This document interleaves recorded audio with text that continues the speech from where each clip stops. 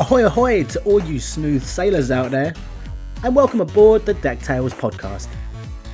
I'm your host and captain, Sammy Catlin, and this is the show where we set sail into the captivating world of cruise ship life, delving into the best and worst experiences of the incredible crew members who called the open sea their workplace. Whether we're navigating stunning destinations to weathering unexpected storms, our crew members all have stories to tell that will make you laugh, gasp, and maybe even shed a few tears. So, if you're a seasoned cruiser eagerly awaiting your next embarkation, or just curious as to what goes on at sea, DeckTales is your boarding pass to a world of cruising chronicles.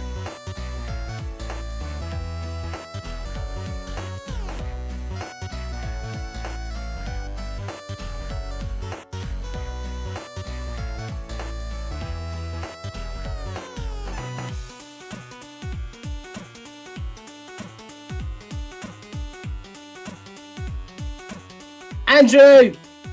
Buddy! Oh, you fucking joking me. Why are you adding a whiteboard in? What a whiteboard is. Oh, fuck this. It's amazing. You know what? I don't need an interview from you that bad, okay? Just say hello to Zia and the family for me. Nice to see you, mate.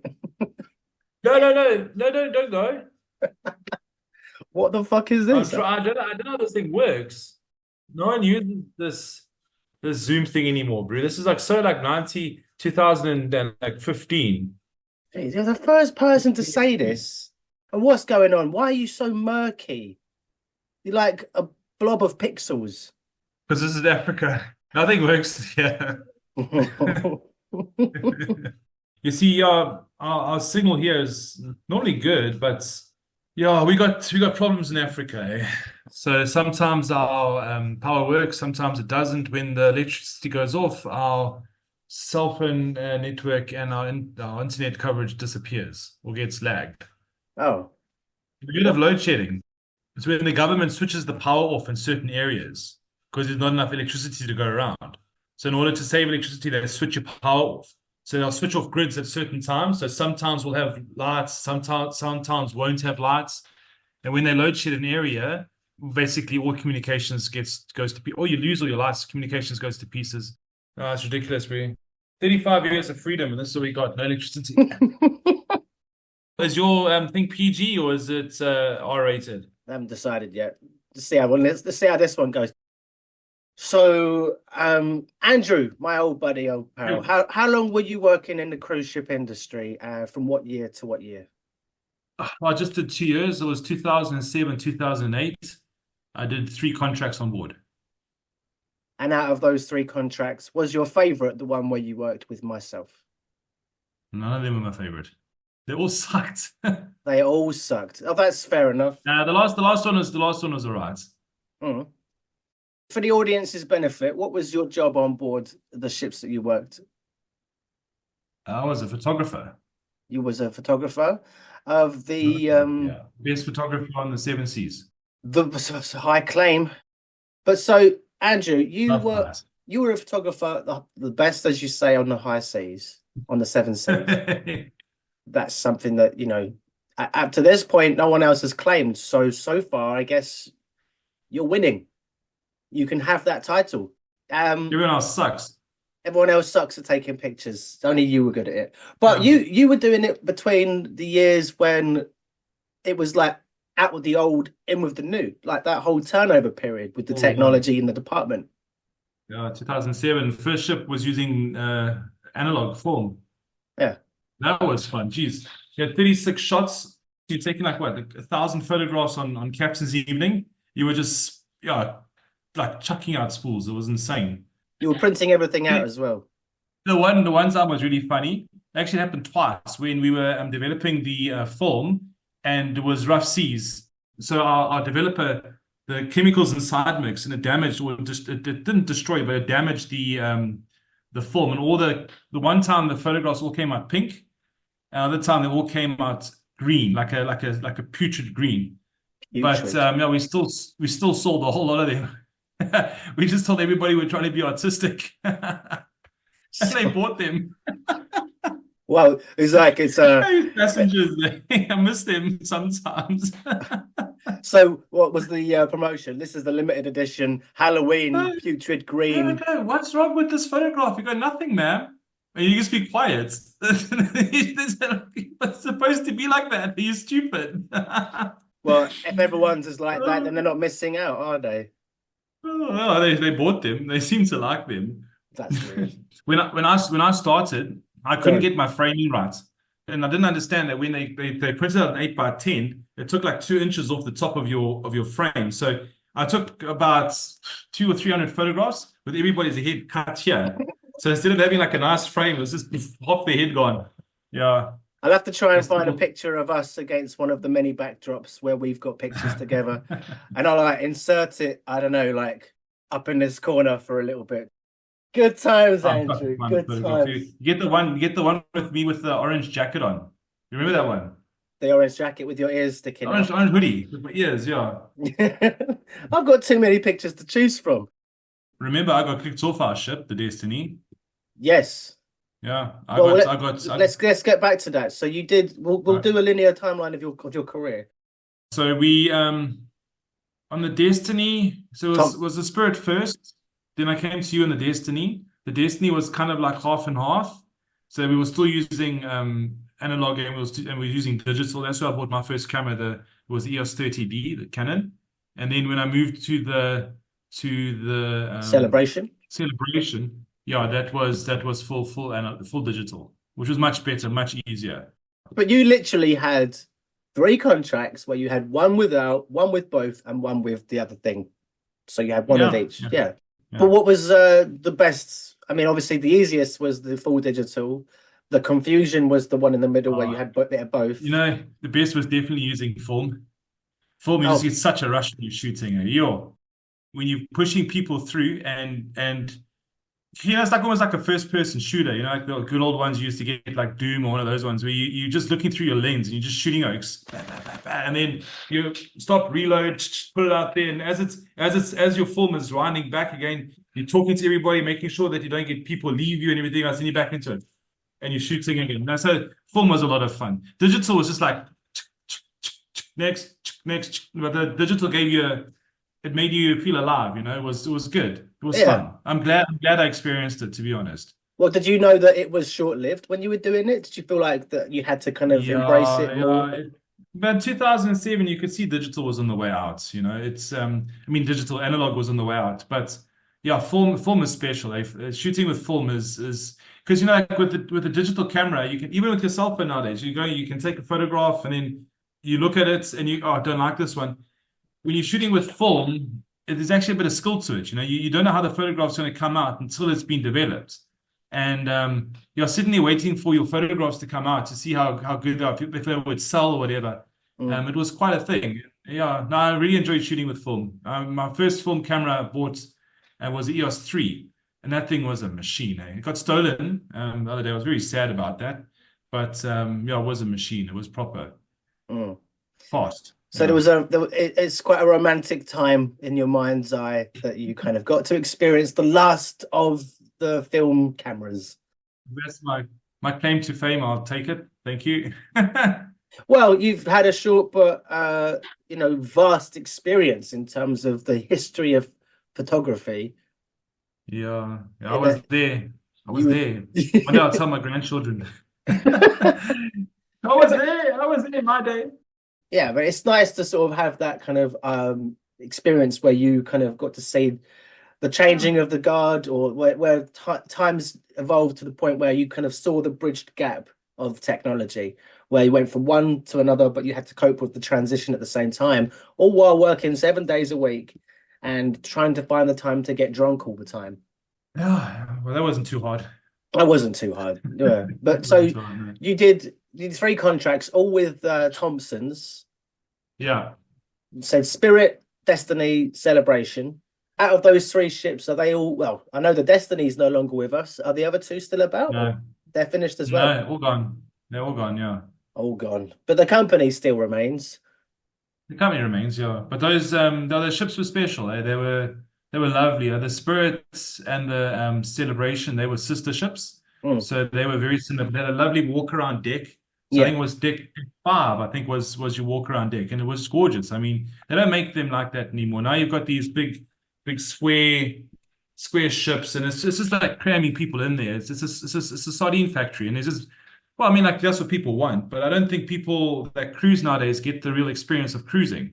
Like this personalized experience of knowing who your waiter is and knowing your photographer, knowing all the entertainers. Meanwhile, because there's only 700, 800 people on board, I think there was about 1,400 on the Destiny. Yeah, If I so, correct me something if like I'm that. wrong, I think it was 800, 900 on the Spirit. So it was small, and wasn't as small as some of the small ships, but it was intimate. It was nice. Yeah. You got to have fun with your passengers. You'd identify the cool ones. You'd know who the dumb ones were. Some would give you gifts and stuff. So it was fun. Yeah, Mm. no, it was good. After the ships, I came back here. So then when COVID hit, lovely COVID, I went and I started studying, and I got a postgraduate diploma in project management. I'm doing my master's now through varsity.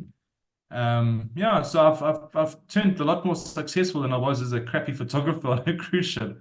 But yeah, it was good. It was a good experience. Hold on, I thought you said you were the best photographer on the high seas, on the seven seas. Yeah, I was probably one of the biggest liars in the seven seas as well. So, but also the reason I came onto the ships in the first place, I had a serious car accident in 2005, and I ended up in ICU for 3 or 4 days in a coma. Then someone got this, and I was working. I had like a proper job and everything, and then someone got me this opportunity. I was like, no, I've just got to get out of the country. And that was so pretty much it was like that because I'd almost like it had come through like a really like near death experience, Mm. and then being on the cruise ship and being in like overseas where I'd never been before, it was a very cool experience. My first country I ever landed in was Egypt, of all places. So I had to get from from Cairo to Sharm el Sheikh on my own steam. Yo, bro, I think the first night in Sharm el Sheikh, I lost about, I don't know, 500 euros just by being ripped off. Since I got ripped off so badly, eh? Yeah, that's why, yeah, the Egyptians and I don't see eye to eye. I paid something stupid like 60 or 80 pounds for a shuttle ride from the airport to the Oh my God. hotel. I think I paid like 19 euros for the hotel or something. It was just insane. The guy smashed me. But you live and learn, eh? Whoa. What happened there? Is it load shedding o'clock? Come here, you can hear me. Yeah. Ugh, it just says my internet connection is unstable.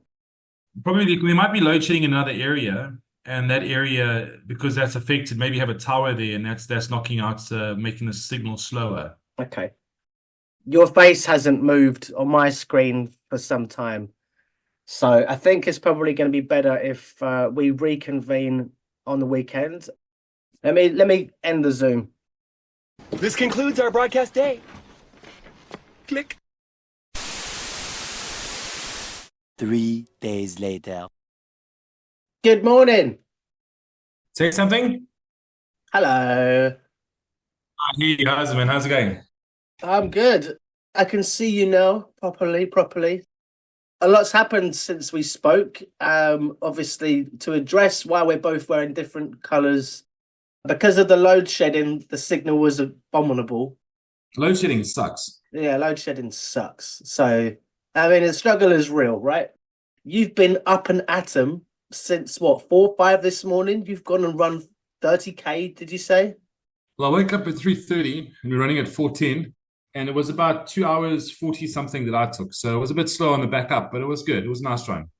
Yeah, but you've done away with coffee and alcohol for the month, or that's what you're trying to do. July, February, yeah. Alcohol-free beer really sucks, but it's what we've got. So I want to pick up from where we left off. So you were talking about your dismissal from the ship and how you were having to be drug tested. yeah, they had a random drug test one day. They gave us our samples to go and obviously urinate into, and then let's go back to our cabins. It was very like relaxed, Came back, gave them the sample, and left. And like, I mean, left and forgot about it, to be honest. And then one day I got called into the captain's office of all people. I mean, you get called into the captain's office when something's wrong.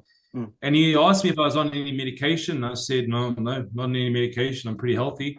And he said, okay, that's fine, off you go. And I said, okay, that's great. I thought that was a bit weird.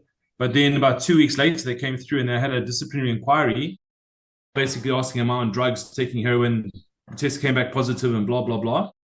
And anyway, so then there was this big hoo-ha about it. My company was obviously fighting with them, saying this is ridiculous. The guys, you can see he's not taking heroin. So it was this period of about 3 weeks that I had to sit on ship or on board and wait for this decision to have the axe fall and be kicked off. And we were having a really good time on the Destiny. The Destiny was a very special ship.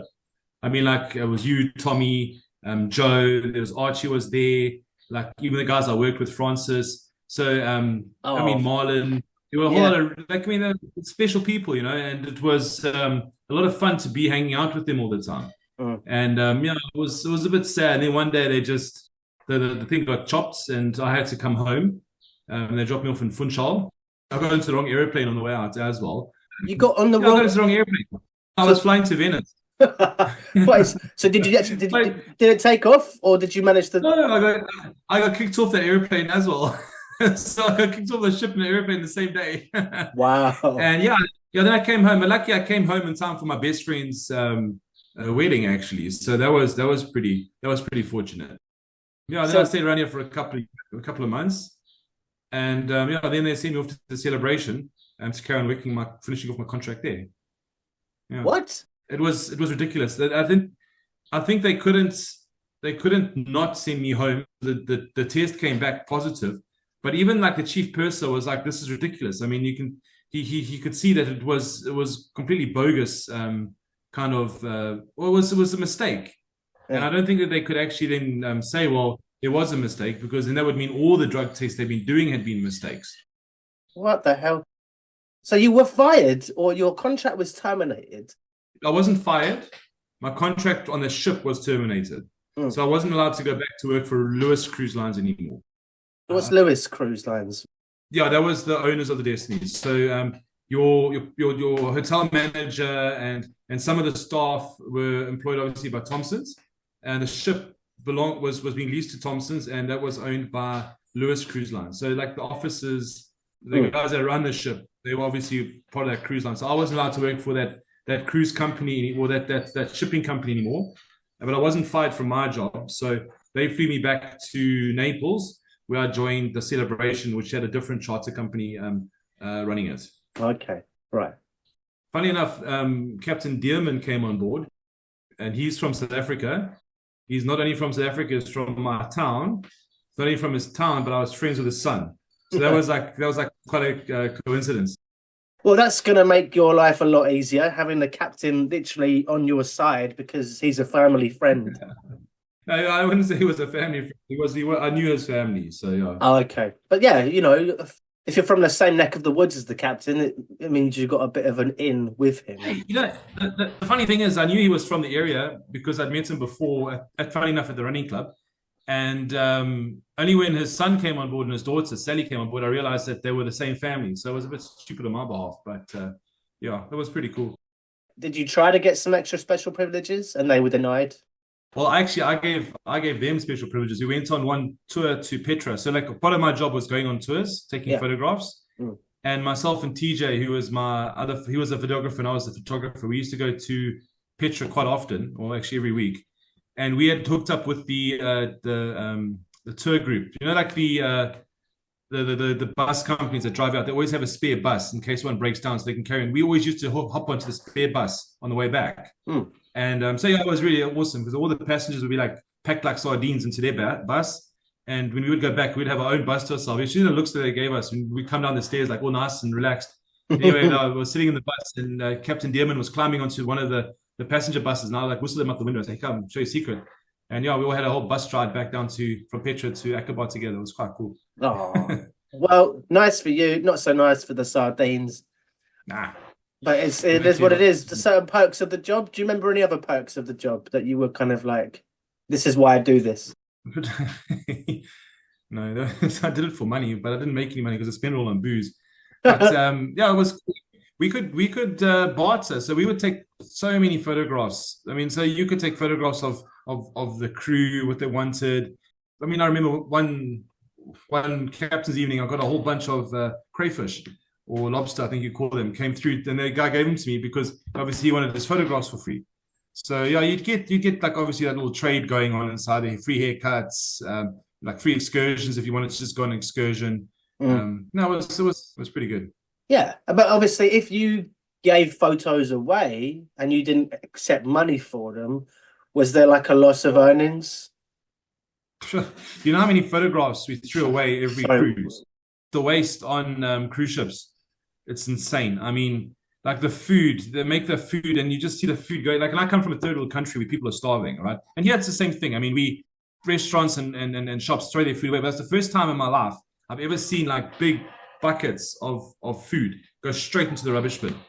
It was shocking. And then for us as well, so we would print all the photographs. So like, and you charge an obscene amount of money for me. Like I think back then it was like £18 for a 8x10. So it was expensive. Yeah, and then once the cruise is over, all that stuff gets patched up in the rubbish bin and tossed. Shredded. Yeah, so giving a photograph away to somebody, no one cared. It's a good barter system that you have something that you can just give away and people have to give you stuff that's actually worth money. The photographers are always kind of popular on these excursions, especially like, but it's also nice because like the crew, you know, some of the crew don't get to go off the ship that often, right? I mean, even the entertainers weren't able to go on excursions all the time. They had to obviously apply and then but we were just given a ticket to go on the bus and go. It was That's right. You were on so many excursions. I remember being a little bit jealous, and I was like, "Oh man, I'd love to go there. I'd love to go and do this." But you were like, "No, you had to go. You had to capture some of the magic for the guests." It was hardly working, you know, but we did our best to capture for the guests and also for the crew as well. So if they caught you and they were out, you would just take 1,000 photographs for them because not 1,000, but you take a lot of photographs for them. Just they didn't get out very often, you know, and it was nice to be popular with them. The only people I didn't like were the laundry people. Because why? Well, you know, they should just said something. I mean, always my clothes would come back and the buttons would be ripped off them. And this is like a thing of being a spoiled kid. Like when I would get undressed after school or whatever, I would take my shirt and just chuck it in the laundry basket. Okay, I wouldn't unbutton it or unroll the sleeves or anything like that because I didn't know. So I would just do the same thing. So they would get my shirt that rolled up with, and they would just go, no, sir. And they would rip all the buttons off. But just someone came to me and said, hey, listen, just unbutton your button. I only found out about that a couple of years ago and I got married, to be honest. You can see why, because they're not going to sit there and unbutton everybody's shirt, you know. But I'd never put two and two together. That if I unbuttoned my shirts, I wouldn't lose my buttons, you know. That was a bit stupid on my behalf, but. All right, well, let's button that story. Well, let's sew this up. There we go. Let's sew up this story.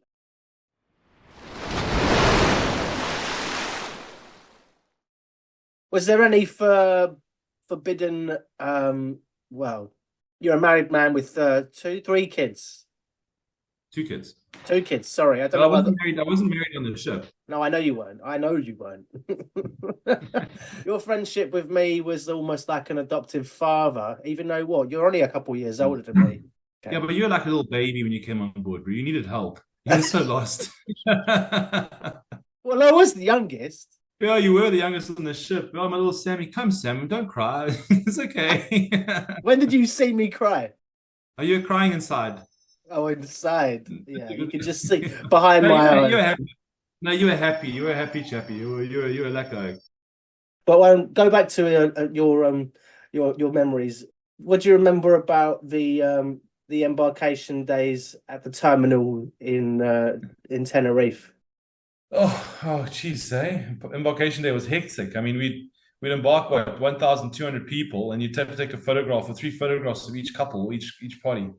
But dude, I've never seen people so miserable. You have to say hello to them when they're inside the truck. Hey, hello everyone. Remember, you've actually taught me something. You don't say hi guys, hello everyone, or good afternoon everyone, because that's polite. And then try and be nice to these people, but geez, they are just miserable. All they want to do is get on board and get drunk. Yeah. And you're a photographer, try to take photographs of them after like a 7-hour journey. Oh, they just want to walk over you. I said, you're on holiday, man. Just learn to relax. Oh, I didn't like that, eh? But I honestly think that embarkation duties in the terminal at Tenerife, especially when they went like into the evening, with you and Joe and whoever was in the terminal, like Archie and stuff. We just had a blast. Yeah, remember that poor Spanish security guard? Oh, he hated us, eh? He didn't like to see us having fun, and we would be in that terminal for hours on end, just trying to Remember kill when time. remember when we were playing on the wheelie chairs? We made the reins, and one guy was a horse, and the other person like went behind him and was spinning around doing hula hoops, and the chain broke, and we knocked over the water station. And as we knocked over the water station, that bus rolled in. Yeah. Yeah, they had to put up all the danger barricades in this because otherwise people are going to slip and kill themselves. Yeah, man, yeah, we had a good time. Welcome to No, Tenerife. as I said, Destiny Canary Islands thing was fantastic. I mean, it was such a good vibe. There were just so many good people. You know, like my first contract in the Spirit was very lonely. There was like not really anybody I could. There were good guys on that. There were really good people on that ship, and I just didn't feel like I fitted in very well. There was no real vibe. I think everybody had known each other from before the previous season, so it was hard to break through that. But on the Destiny, there was like a whole bunch of strangers came together. Some guys from our last ships, and all of a sudden you're a you're a seasoned kind of seafarer, and you know what's going down. And yeah, it was really cool. It was my first contract, but I still to this day feel like that was one of my favorites. Sam, there was something special about that ship, and I don't think it was the heroine, but there was there was something special about that time. I mean, just being in Madeira, going through Lanzarote, we used to take those walks through the volcano fields. And funny enough, when I was leaving this is how green behind the ears I was. When I was leaving on the taxi to take me to the airport because I'd just been like kicked off the ship. I get in the car and I'm saying goodbye, and it was also sad and everything. And the driver turns around and he goes, "Hey, Brew, how's it going?" I'm like, "Huh? Where are you from?" He said, "No, man, I'm from Joburg." So there's a huge, and I only found out then that there's a massive Portuguese South African community from Funchal, from Madeira. And yeah, I had no idea that the whole time I'd been there, I could have gotten all my comforts from home if I just hooked up with the right people. It must be amazing, like nowadays, to be working on a ship with internet and Facebook and Twitter and all these things where you can just be in contact with people. I think part of the thing that made it special was not having that contact. No, true, yeah. I found guys in La Palma, obviously sailors, but a whole bunch of South Africans. They were like, "No, man, you must come. We're having a bra. This is where we are. We got chicks, we got beer, we got this, that." I'm like, flipping fantastic. And I lost the address.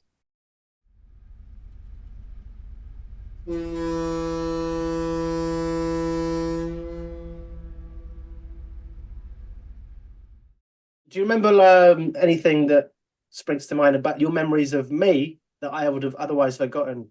And there's not many people that I can ask these stories to come from other than people like I was closer to you than I was probably some of my own team members. Yeah.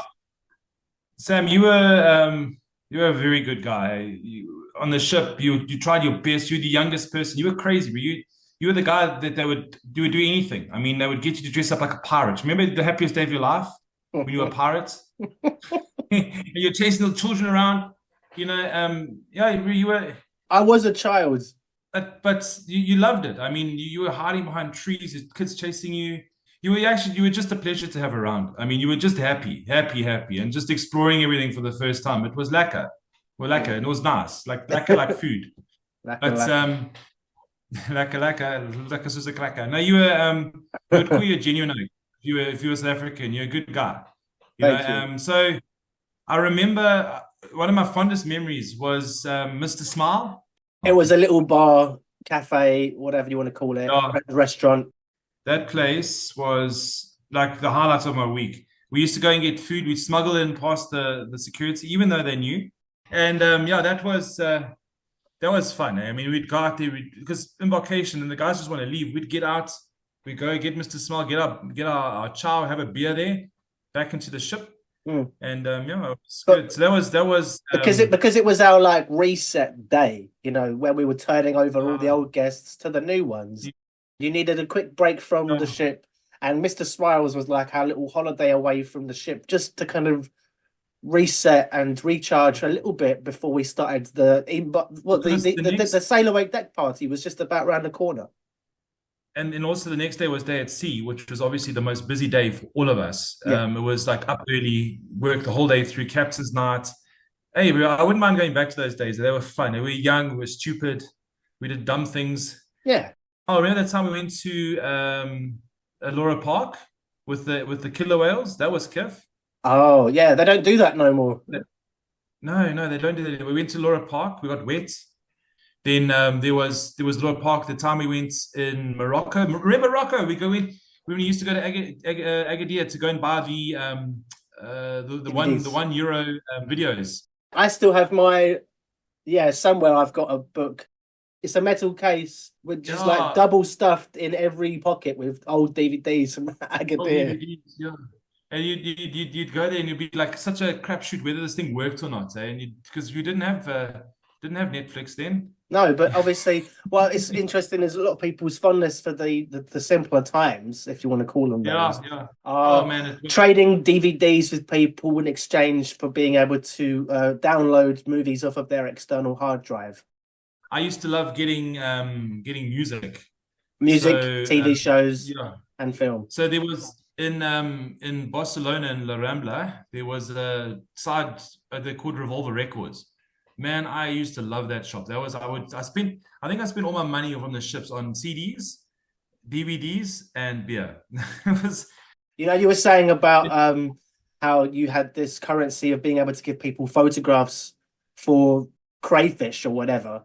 The thing I had that people wanted was access to kind of company branded hens, key rings.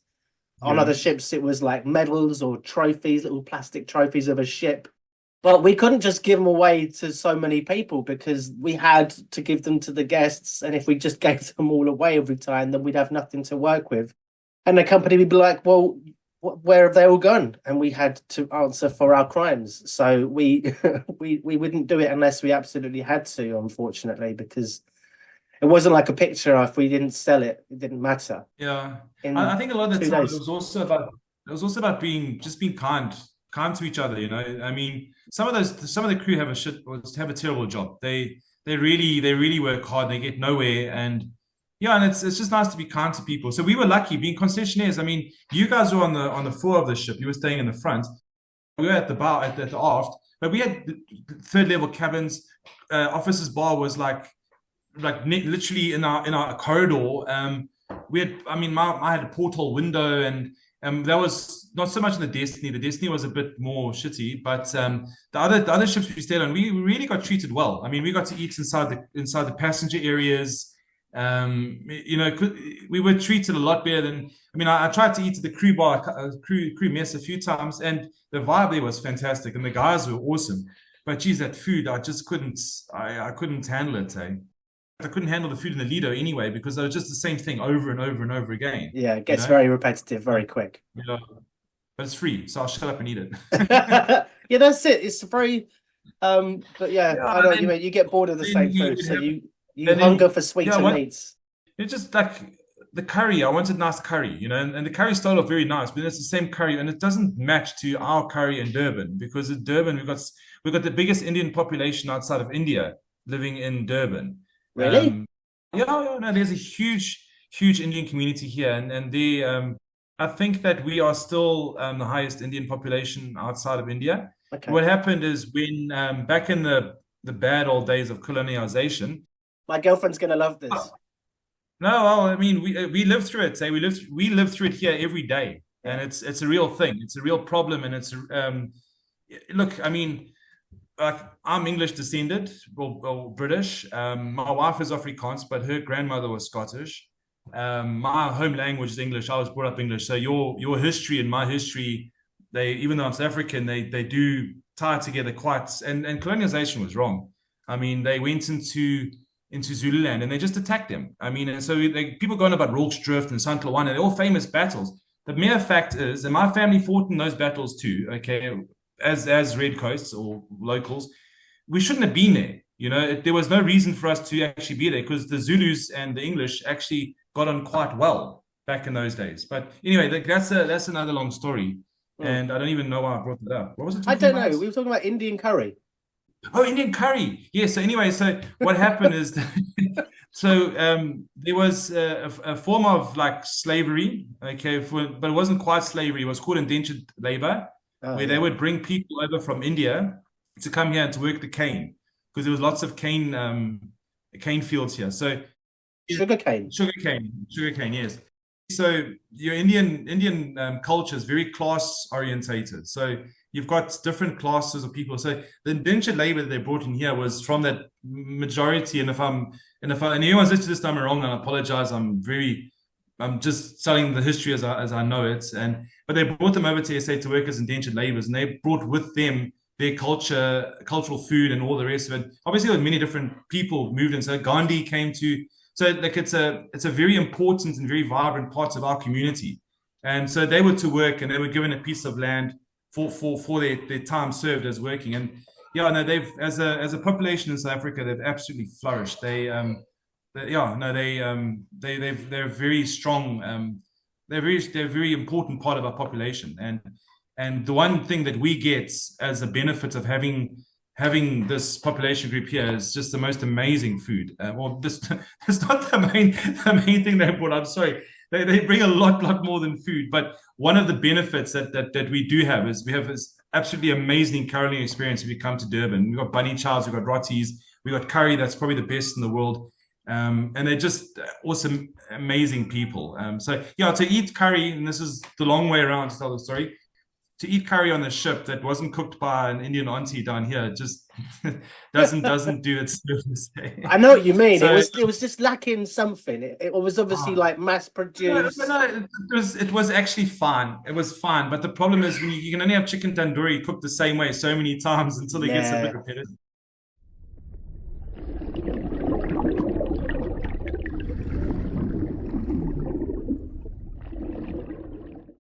Yeah, like one of the nice things that I saw, like being on a ship, you had like different like people working on the ship. So you'd have like the lifers, you know the lifers, and they're great people. But like every 6 months, it's a new partner, and like we have the Afrikaners have a saying is mense, people are people, good, bad, whatever. But like you could see I would think that they were really old, but they're probably my age back then. So they're probably like in their 40s or 50s.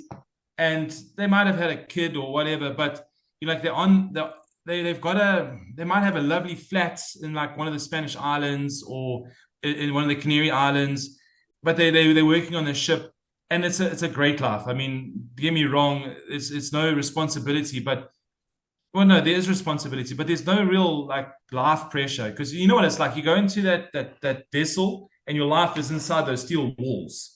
It's nothing outside happens. It's like even when we were in Egypt and had all those riots and they were blowing up stuff and we didn't know about it. Like everybody here was saying, "Oh, are you okay?"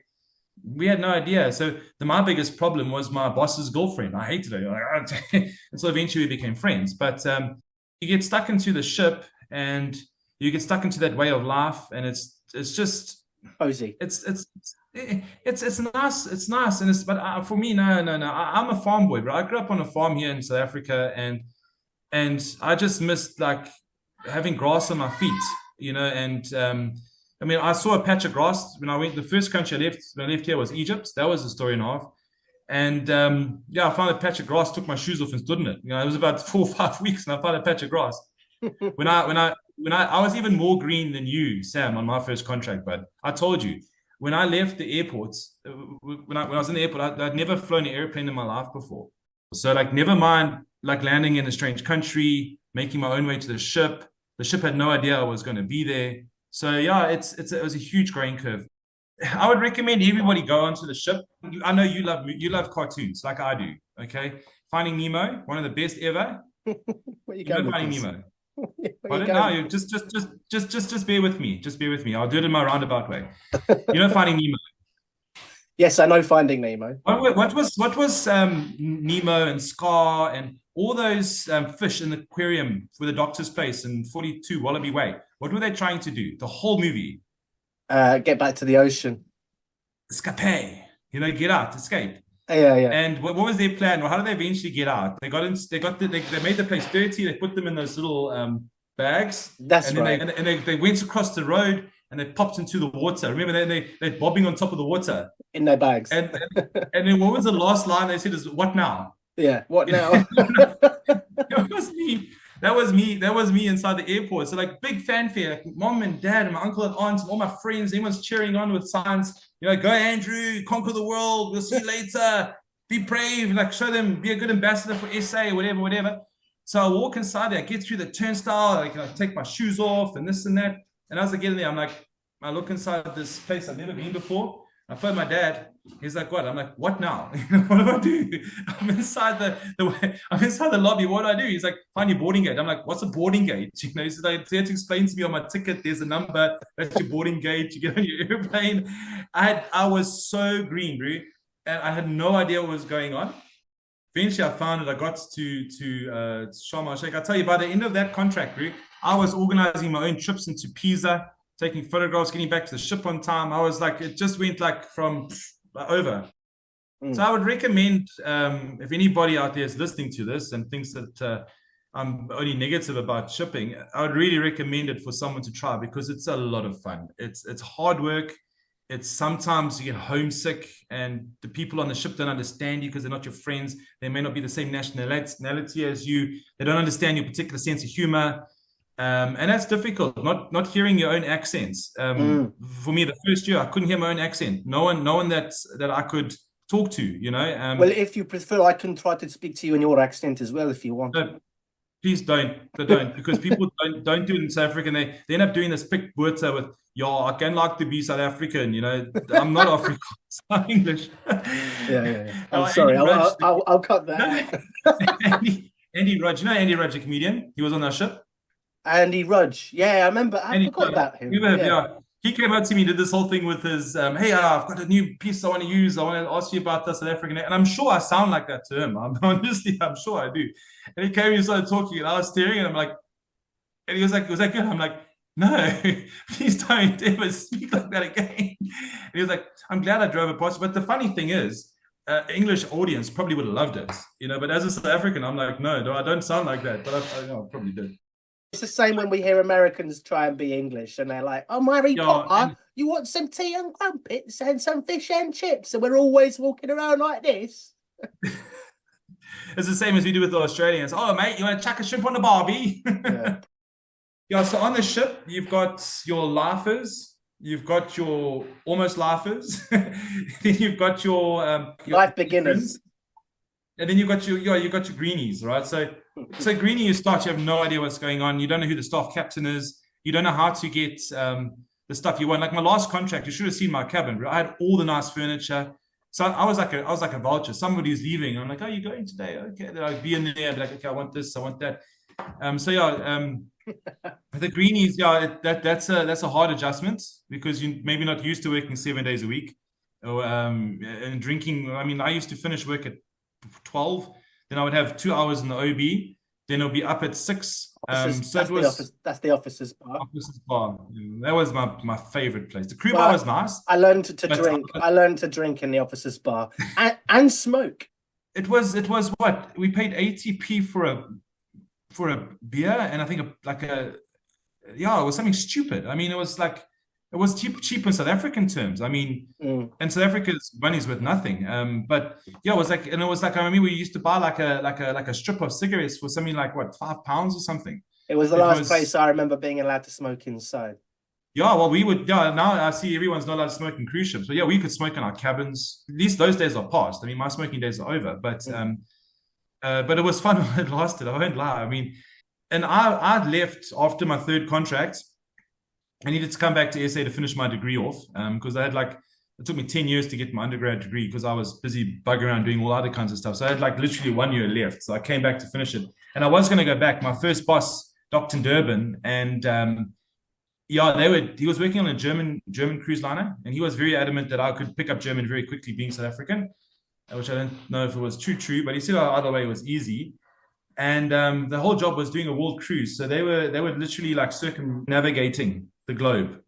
And he said, come join me, bro. I know the way you work. I'm happy with the way you work. You know the job. You're well seasoned. And I really had a situation where I'm like, I've just started this company. I just finished my degree. I was 28. And then eventually I said to him, no, look, because I didn't want to take that transition from veteran, even though I hadn't done so many seasons, I've still done 2 years, which is enough. And I said, because I know that if I'd gone on there, I probably would have still been there. And I wanted to have what I have now. It's like, even though I think sometimes I'm doing the wrong job, I don't think a life on sea would be where I want to be now. If I just get monotonous, eh? If you were at sea still, you would not have what you have now.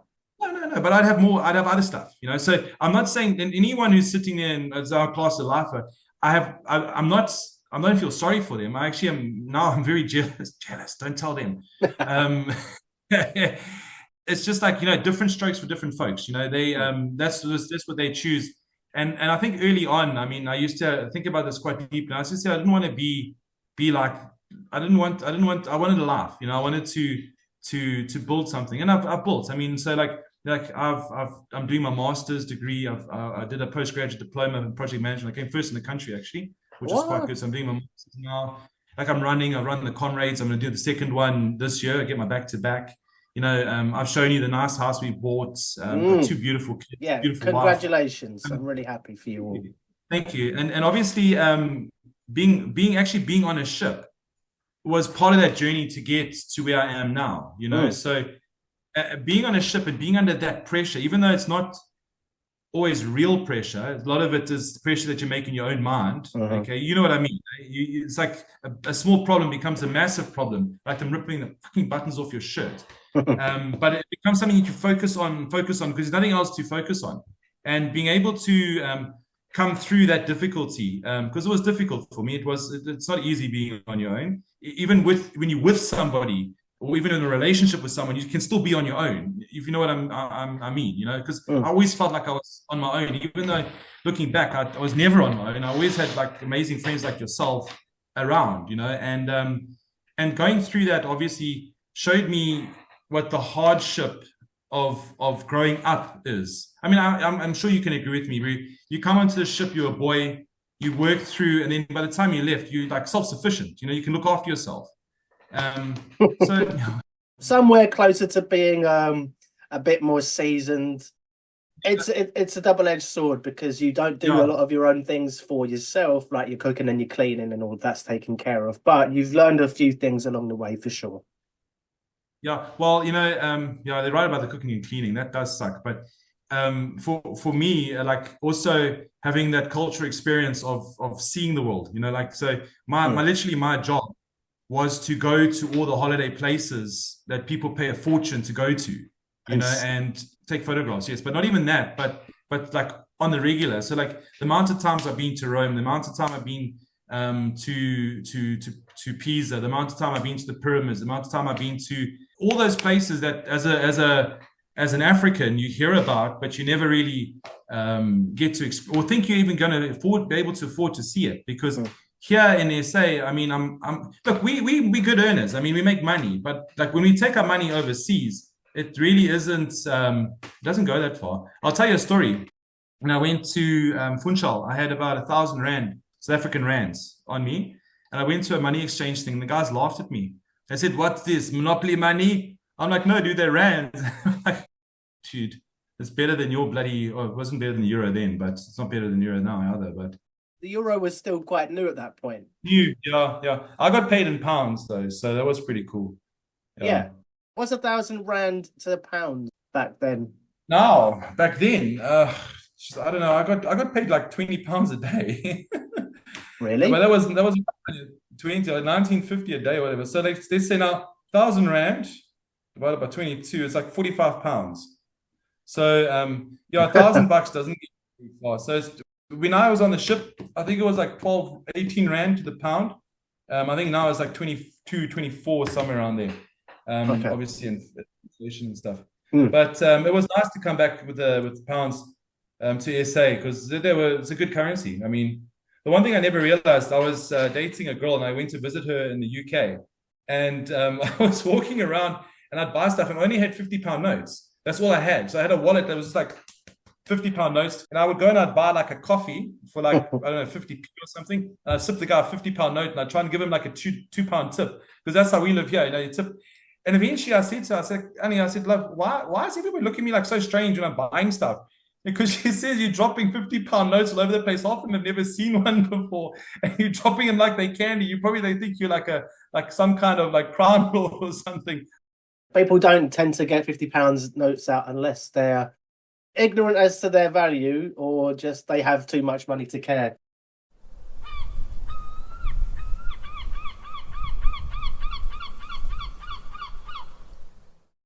Was there any deaths that you were aware of on board?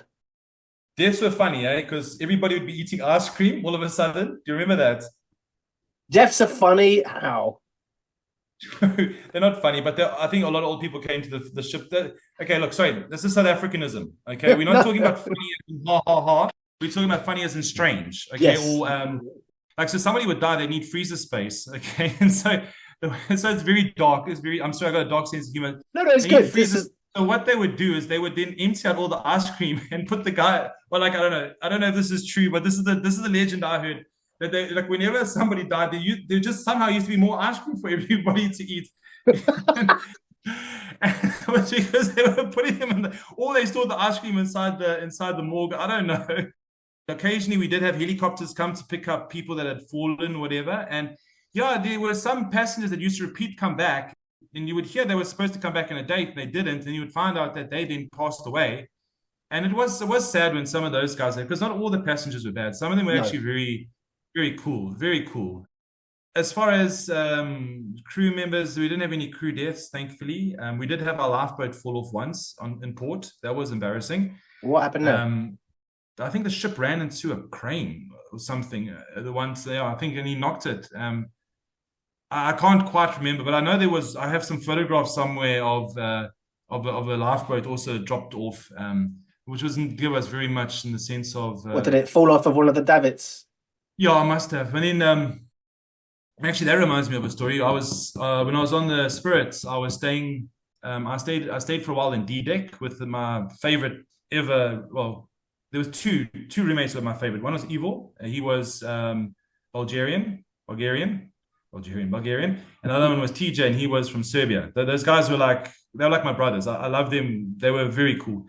And so we were staying D-deck on the Spirits, and we were supposed to be docking in Gibraltar. And next thing, the world just goes crazy. Wow, wow, wow. All the klaxons and sirens are going off. And so we're supposed to be like this trained force of, we don't know what to do because we do lifeboat practice every Tuesday, kind of like elite fighting machine inside under the decks of the things. So I remember waking up and Evil was like looking at me because we both a little bit boozed. He's like, "What's that?" I'm like, "That's the emergency signal." And he goes, "Andrew, what does it mean?" And I said, "Well, it really means that if we're not in Gibraltar, we're fucked. We're screwed." It's like, so we open the door, we look out, and everyone's kind of like prairie dogging, like checking their heads out their windows or their doors. Saying like prairie dogging. Prairie dogging. You know prairie dogging? No, I don't. Yeah, if you never watch Rat Race. Well, anyway, it's very rude on Rat Race. That's not what I'm talking about. Like prairie dogs stick their heads up and they go back in, and they stick their heads up and they go back in. I got you. Right, so you stick your head out the window and the door, and everyone's sticking their heads and going, "What's going on?"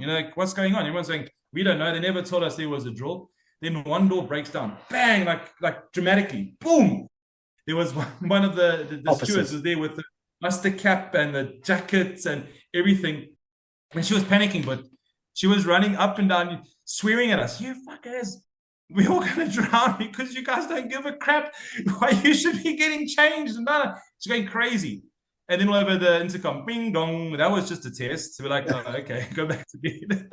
But if it were, and I'm like, this gives me so much confidence in the crew that if something happens, we're gonna. Because my job during muster drill was to take photographs of people. So what are we gonna do? The boat is sinking, and there I am taking photographs of everyone. Oh, that's right. You didn't even have a job. You were capturing the moment of the. Yeah, I was taking photographs of people because it was an opportunity to make some money, And yeah. But because by maritime law, it's as soon as the guests are on the ship, pretty much that's when they have to do the drill. But when we were leaving Tenerife, it was too late, and we had to do it first thing in the morning at sea. So whilst we're at sea, it's the morning of their vacation. Some of them have had a bit of a drink. That's what made Sea Day so absolutely special. Really, was wake up early, fire drill, what, and just didn't stop, eh?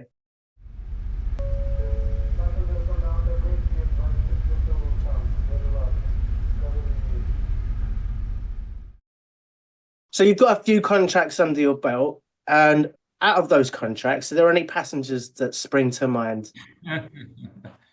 Oh, you had different types of passengers. You had good passengers and you had not so good passengers. So yeah, people are funny, eh? Working in the photo gallery where our photographs were, yes, you could see them come and they'd be like taking a photograph and they'd be moving them closer. They'd take them off and put them down. They move them closer to like the door, and you'd watch them, and then they'd like grab their photographs and they'd bolt. Or they'd go down the staircase with their photographs to try to catch them. And how many times you catch them and you're like, no, no, no, no, no, no steal. Even them, just people are people. Some people would do that. But yeah, passengers, we had one set of passengers, a bit of a rude story. I don't know how PG this Go for it. this podcast is. It was the funniest and most disturbing passenger story that they came on board the ship at 12. I think it was 12. They got rat-assed from like 1:30 till about 3, and at 4 they were kicked off the ship because the man was doing things to his lady friend in the lounge. Was Horizons? Not Horizons. What was the lounge that was up the disco? But anyway, it doesn't matter where they were doing it, in a public area, but it involved her sitting down and him on his knees. So they got kicked off the ship right away. Also, another thing is they have duty-free cruises where they dock outside of the EU. So we'd go to Morocco or to Tunisia or wherever. Then whatever they bought from the duty-free shop was their duty-free, and they could take it. And the passengers used to go nuts, bro. I mean, the one lady was saying she would buy her cigarettes or fags, she called them, to last her for the next year, and she'd actually make a profit on the cost of the cruise. But I always wondered, because I think most of the times these guys got caught by customs because I mean your stuff gets scanned. So yeah, and just the way that people can just get so dumb, like these people on the cruise they're capable people. I mean, because they have a job, and they can afford to come on holiday. But yeah, then they come onto the ship. It's just like they stamp the passport and hand their brain in because they just can't do anything for themselves, man. And they don't want to. No, they don't want to, I suppose. Yeah, that could be part of it. But being a photographer, you get the weirdest requests. Like the one lady, I'll forget. She came to me and was like, "There's a problem with my husband." So he was having a heart attack, right? And I was like, "I'll get someone to help you." And she's like, "No, you must help me." And I was like, "How am I supposed to help you?" So eventually, I phoned into the thing, and they came and they sorted them out. But like they see you as being dressed in your thing, that you're the one that can help. And the one time, the one lady was an embarkation. No, she was disembarking, and I was doing embarkation. So they were leaving. I was welcoming people in, and she kept on bothering me and pestering me and like tapping. And eventually, she didn't speak English. I was like, how can I help you? And she was pointing down at baggage, like in broken English, like my luggage is down there. And I was like, what do you want me to do about it? She's like, no, you must do this. And I'm like, what do you want me to do about it? I'm like, I can take a photograph if you'd like me to, And I think I did, and she wasn't very impressed. I'm like, you can't complain about me now, so just off and go, just go away. Go home, go bother somebody else. I think people were asked if they could to take their own luggage just from the ship, because it was all waiting for them outside the ship on the quayside under a gazebo. And then I think if they were able to, they were basically supposed to just carry that last little bit up to the top.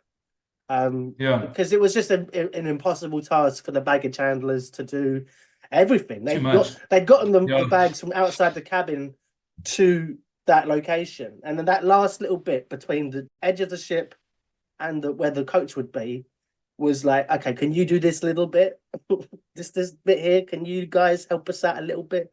There's a lot of you, and it must be even worse now. I mean, imagine working on the Icon of the Seas with over 7,000 passengers. Yeah, insane. No, I wouldn't like to do that many passengers there. It wouldn't be cool. But like, I used to have a little raffle going in the office's bar. Whoever got the worst, customer complaint, I'd buy them a beer and I'd give them and say, "Go on it, good job." Yeah, no, it was funny. I got a couple, but the thing is that you got to. For me, you have to. I was working in a situation where, like, I was trying to make money for the company by taking photographs. My job was to take photographs. So the instant And the passengers were good. As the instant you showed a little bit of weakness or a little bit of unsurety, they'd just walk all over you and be gone. So captain's formal, they would come through and they would meet inside Horizons Lounge. They'd come through. We'd take a photograph between the ferns. We'd take a photograph. Then they'd come for one portrait, two portrait, captain's photograph, and that poor man, he had to sit through a night and greet 1,700 people with a flash going off in his face the whole time. Poor man. And then they would go into their formal. And so if you let one person go through without a photograph, then you'd have like 5 or 6 people go past you. And obviously doing photography, you don't look behind you. So I've got my area and I've cornered it off. No one can come inside there.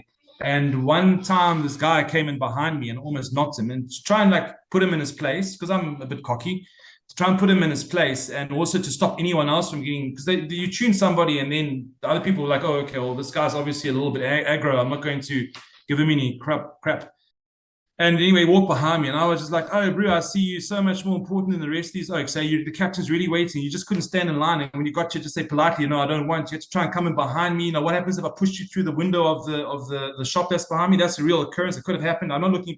And I made him like this big in front of all the other passengers. Probably I wouldn't have done that today. I'm a bit older, but back then I was just trying to do my job and also do it safely and also stop them from running away. Yeah. And this guy went and he made a complaint against me, but he came in later and I was being friendly and kind. And then eventually I'm like, realized who he was. And he's, what's your name? I'm like, there's my name. Write it down, you know? And yeah, so the Thompson rep called me in and she was like, Andrew, you can't talk to people like that. And I was like, yeah, I know. But you know, you got to see where I'm coming from. And I didn't have lots of of bad things stacked against me. She was like, oh, that's fine. We know what kind of person you are. And I just said, like, also he could have just waited his turn, you know. He just went to photograph. Just no, I don't want one. And I just say that easy, go. I'm not going to force you, but just wait in line, you know. Be polite to everybody else that's waiting in line. You know, I thought English people were good at waiting in lines, but obviously not. Well, yeah, that's kind of what we're known for. Is like, you know, beans on toast, fish and chips, and standing politely in a queue. Well, the one time when we were in Barcelona, I was with an English person and there was a long line and they wanted to join it. They didn't say, well, what's going on? Where's it going? I don't know. Just join the line, you know, have some fun. You know, we can chat to people. It'll be fun. Yeah, sometimes the line is more fun than the actual thing itself. For the actual the end. Just wanted to go back because that was quite an interesting point you made about how many pictures the captains have to stand through. Oh, like gosh, their job is to steer the ship safely, and if they can't see because their retinas have been blinded by so much exposure, I don't think. To be honest, I don't think the captain did much on the ship. I just think he was a figurehead because I think the Filipinos did everything. Really. Those guys are hard workers and amazing people. They've worked a lot. Yeah, well, I mean, they're amazing seafarers, but I think they did all the work on the ship. To be very honest, I think without them, the ship just wouldn't happen. I mean, all the junior officers there are Filipino. I think those guys put their time into it and they work. So the captain's like a figurehead, but yeah, in some cases, the captain is more just like a ceremonial position. The staff captain, is second in command. No. Staff captain runs shit or runs everything. No disrespect to any captains listening to this. No, look, the captain's a very important person on the ship, right? Of course. But like he doesn't, what I'm saying, he doesn't do the steering. He's responsible for the safety of everyone on the ship. So he's got a high pressure job and he is the master, and that's what they call him, the master, and he's got people to do the work for him. But the one thing they have to do being on a cruise liner is take photographs. And I think if any officers are listening to this with the stripes on their shoulders, they will all know that taking photographs of the captain on the formal was the worst part of his job. Hated it. He hated the photographers. I mean, like he took photographs and the guy would be giving you death stares between people. Like they leave and be like, like a proper like. Can you just tone down the exposure or the brightness of the light or something? Well, you try to, but even if you put it on very minimum setting and if you bounce it off the ceiling at him, it's still like 700 photographs that you have to take, you know, it's not cool for him. And so like, if a photographer got into trouble, the captain was the happiest person, because he could just rip into you. Actually, that reminds me of 2 stories, okay? One was being a South African going onto the ship. I'd never changed my clock before. We have one time all the time. We don't have daylight savings or anything like that. So in, I think it was Egypt, and we had to set our clocks back an hour And I woke up and I set my clock back on my cell phone. And I was at the offices at the bar. I had a couple of drinks, and they said I've got to set my clock back. And I was in that stage staying in my own cabin. No, I wasn't. I was with Evil. Yeah. What happened is that's why he calls me Ninja. My nickname was Ninja when I was on the ship, because at like some hour my alarm goes off, and I look at the watch and my time is out. I'm like, I've just moved to this cabin. My team doesn't know where I am. I'm an hours late. This day at sea, I'm an hours late for the captain's formal, to take my photographs and stuff.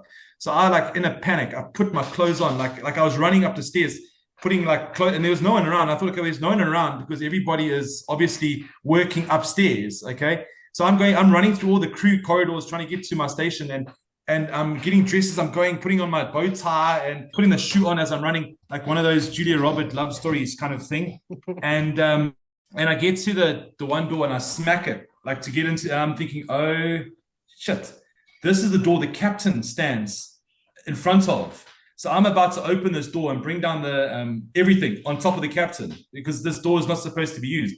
But anyway, it's too late and I've committed, and this door's open, and I run out, and it's like a ghost town. It's like the sun's up, nothing is going on, and there's no one around. And I look at my watch and I'm like, no, it's 7:00. It's like 7:30. I'm half an hour late. What's going on here? And I'm walking up and down, and there's like no one. There's the one guy like vacuuming. I'm like, is this a dream? Like, is this like the Twilight Zone? And like, I'm like pitching myself, no, it's pretty much awake. And I'm like a little bit still groggy because I've just woken up, and I go to the photo booth, and I'm like switch on the computer, and I'm like put the password, and I like look at the time, and it's 5:30 in the morning. So I set my watch back like 24 hours or something, 25 hours, and I'm walking around there with my bow tie, like, hey, what's going on? Evil, my cabin mate, was like, I came back, and he looks at me and he's like, what are you doing? Like, what's wrong with you? I'm like, no, I explained to him, I had the whole thing, and he saw the humor. He thought it was the funniest thing, eh? And he was like, you're like a freaking ninja. Like, he got the frights of his life, because the next thing, like, he was sleeping. I was taking the top back. There's this big explosion. Bang! I came out. There's like pillows and everything, and I'm getting dressed. And I'm out. He's trying to say to me, like, what's wrong? I'm like, that's how to talk. Gone.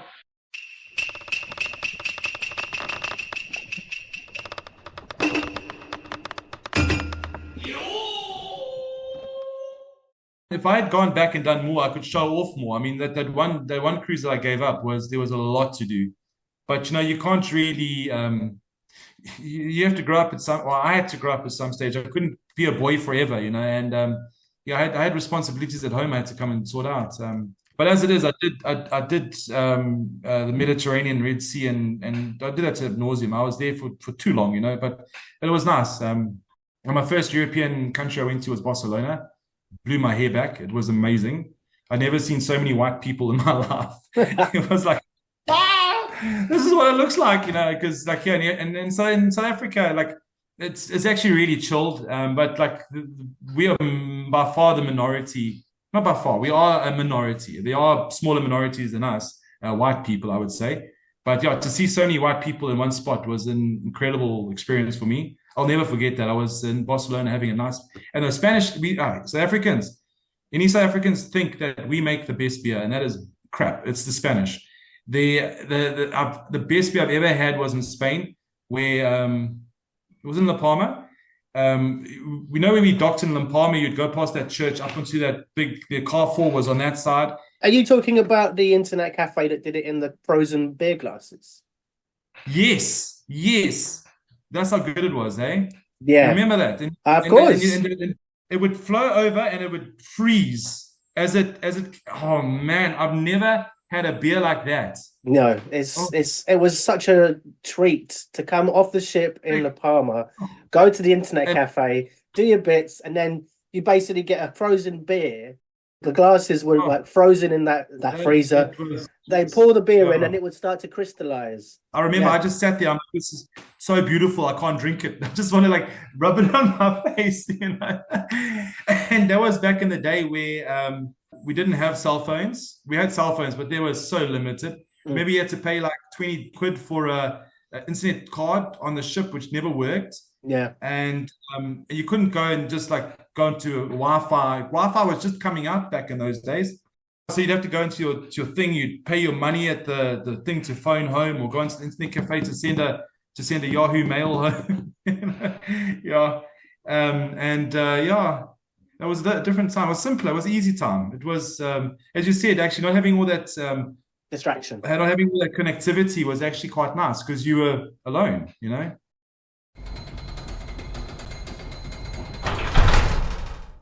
Is there anything that you think, well, I think you've already more or less said it, like what you learned from your time at sea that you wouldn't have learned if you stayed on land?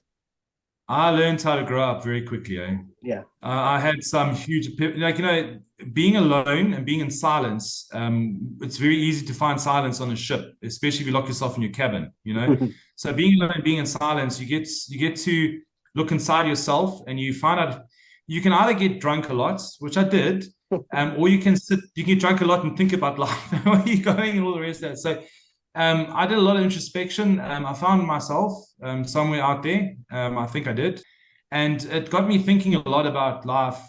One thing good as a South African, also coming from a country that's going through big troubles, to know that the rest of the world isn't that rosy.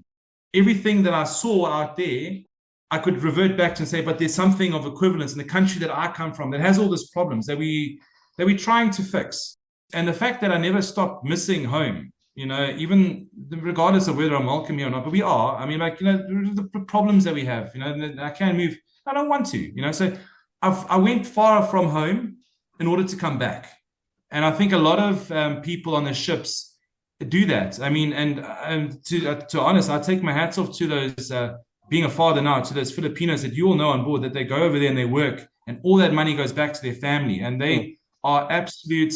And I just take my hats off to anyone on the ship doing that, because they're sacrificing. They don't even get the fun stuff of being able to unwind by getting drunk, because that money, it's gone, and they don't go off the ship. They don't spend money. They're just amazing people. And so I saw that, and I saw people's struggles, and being privileged. Like, and I understand this privilege thing. It's real. So it made me grow up a bit and get a little more empathetic towards other people that are working and other people that are in the world, and that people can go through hard times and still be kind and nice to you. And also it's what you give to people, not necessarily in the terms of things, but the way you treat them. You can have I got a guy kicked off the ship once because I didn't like him. And all I did is I said it to one of my Filipino mates that I didn't like this dude, and he was gone. It was like they set him up on something, and he was gone. And the guy came to me and said, "How do you do this?" Yeah, dude, the Filipino mafia. You don't muck with those oaks, bro. They're proper. The Filipino mafia are literally got their fingers in everything on that ship. All right, the Filipinos are good guys, but they're not always good guys. So if you tick one of them off, okay, you make it not like they're going to throw you overboard or something. They're not murderers, but it's they look after not their own, their friends. Not their own, their friends, right? So but it's like a network. They like, you see the guys, they're on the bottom decks, they're shaving hair, they're cutting hair, they've got their own economy running underneath there, and they can get things done. Get things done. So I had a problem with this guy, and he was a bad piece of work. And I kind of think that the reason I was kicked off the ship for drugs is that he was smoking something in the cabin because that was at the same time. Actually, I forgot about that. Yeah, he was dodgy. We used to have little hash pipes and all kinds of stuff down there. So you were secondhand smoking stuff from him. I could have been. I don't know, but I don't know. You fall asleep and he's hotboxing you don't wake up, you just sleep, so I don't know, but he was off the ship by that time. And so anyway, I didn't like this guy and at all. And I also had stinky shoes, so he didn't like me very much either. And they got him kicked off the ship. I forget what it was for. I mean, because he was a gym instructor. He was supposed to be instructing gym, but he was in bed sleeping, probably hard. And eventually gone. And that was because of the Filipino mafia, where they backed me, which was quite good. I mean, like, as I said, I was not a bad oak on the ship. I was pretty genuine, try to help them a bunch. That's great. But yeah, anyone on the ship, be friendly with the Filipinos. Don't tick them off. They're great people, but they're not great people if you're on the wrong side of them.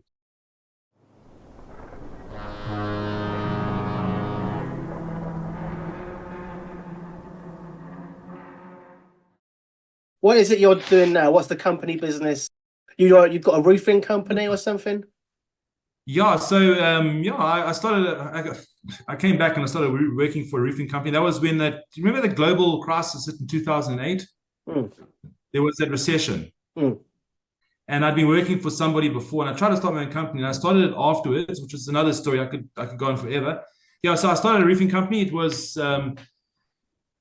just something to do. It was myself, and I had three guys. One named Vorshaw, Ottoman, and Malamban.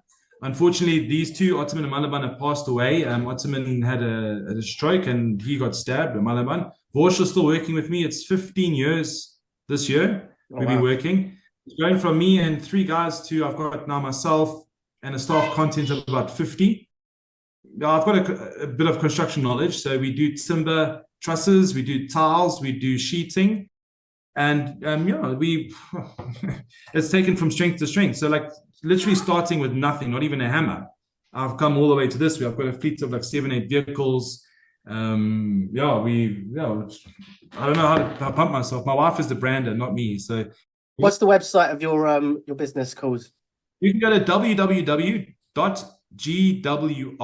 that's Golf Whiskey Romeo, hyphen or dash, like a minus sign, SA for South Africa, .co.za, or you can Google us on GWR Roofing. We're on Facebook and LinkedIn too. My name's Andrew Gove, and I'm on LinkedIn. I've even got on LinkedIn under my CV, ships photographer. I'm going to change it now to best in the world. Oh yeah, you have to do that to back yourself. My wife works for Propel Air. They're a UK company as well, so it's based in the UK. They do space age flush toilets. So they do water saving toilets, which here in South Africa, being water scarce, is a very important thing. But I know you guys have got so much water on that side, you wouldn't understand why we have to try and save water. And I heard you got a lot of electricity as well, which is quite nice. Andrew, that's about it for the time we've got today. Thank you so much for rescheduling and coming back. I really appreciate it. And anything for you, my little boy. Oh, thanks, man. Thanks again. And I'll catch you up with you again soon. Come visit. Will do. Take care, man. Cheers, Ed. Bye-bye. Bye-bye. So there you have it. That wraps it up for this episode of DeckTales. I hope you enjoyed it. If you've been entertained by the tales of laughter, camaraderie and the occasional stormy sea, don't forget to subscribe, rate and leave a review. Your feedback helps us to navigate the podcast waters and continue bringing you these fascinating stories. Before I sign off, if you'd like to share your own cruise stories for future episodes, then I'd love to hear from you. Simply get in touch over the socials because after all, the best stories often come from our listeners. As we navigate through the waters of life, remember to enjoy the journey as much as the destination, as well as those you choose to share the adventure with. I've been your captain, Sammy Catlin. Until next time, fair winds, smooth sailing, and may your adventures be as unforgettable as those shared on DeckTales. Bon voyage.